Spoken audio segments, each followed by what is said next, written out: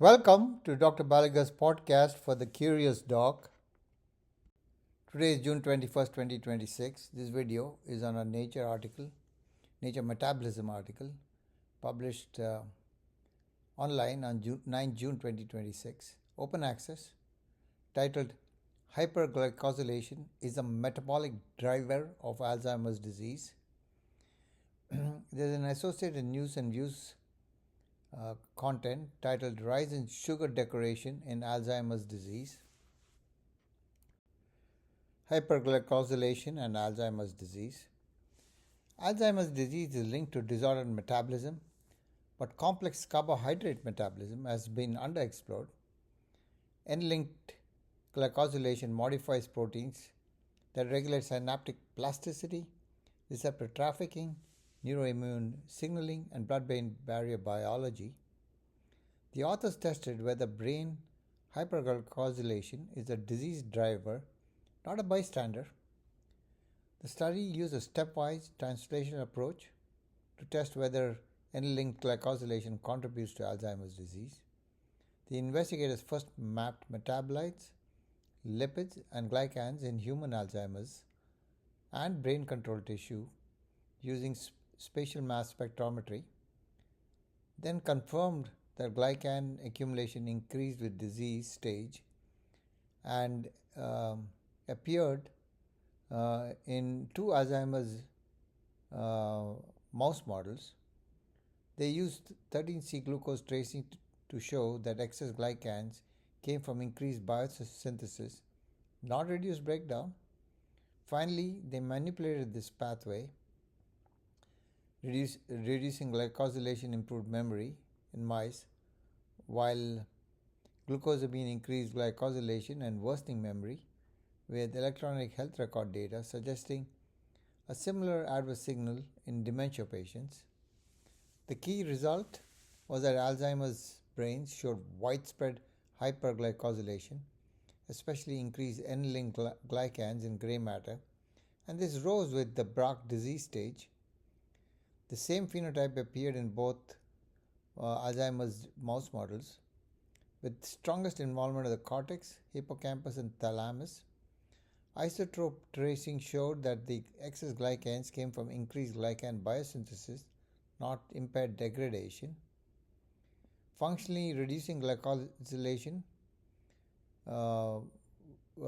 improved social memory in Alzheimer's mice, whereas oral glucosamine increased brain glycans and worsened memory.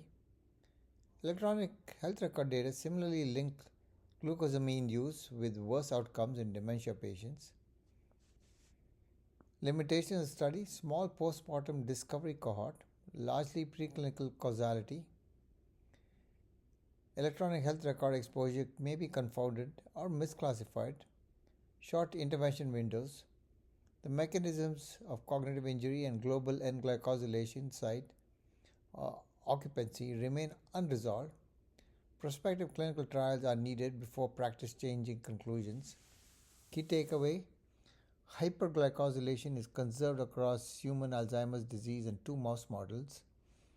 The driver appears to be increased glycan biosynthesis.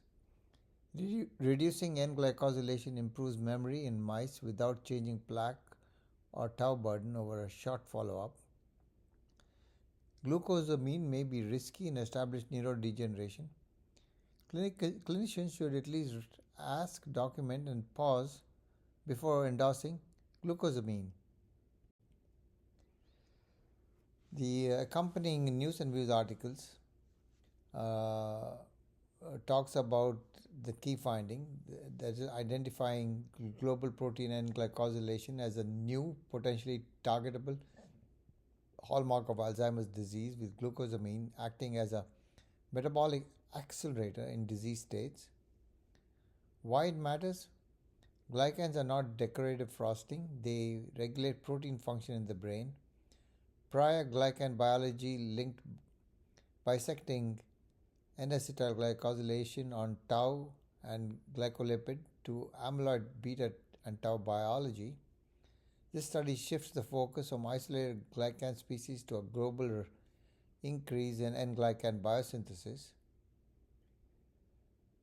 Interpretation: hyperglycosylation appears in human Alzheimer's disease gray matter in both amyloid beta driven uh, and tau driven mice, suggesting a broader metabolic event rather than a single pathology artifact. 13C tracing supports enhanced biosynthesis, not impaired degradation. Clinical relevance: the glucosamine signal is provocative. Alzheimer's disease model mice worsened with supplementation, while wild type mice did not. Human records show increased mortality and faster mild cognitive impairment among users of glucosamine. This is hypothesis generating, not a randomized trial. Unanswered questions: how does hyperglycosylation injure cognition? What triggers enzyme upregulation? Is N-glycosylation site occupancy globally increased? Which neuronal proteins are culprits?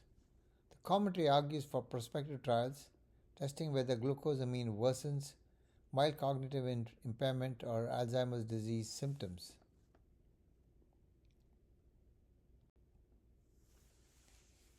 Clinical pearls for patients: ask about supplements. Glucosamine is common over the counter and often invisible in medication lists. In patients with mild cognitive impairment or Alzheimer's disease, document dose, duration, and indication before saying harmless. Pearl 2: think metabolism, not just plaques. The behavioral rescue in Alzheimer's disease mouse models occurred without short-term changes in amyloid beta plaques, astrocytosis, or tauopathy.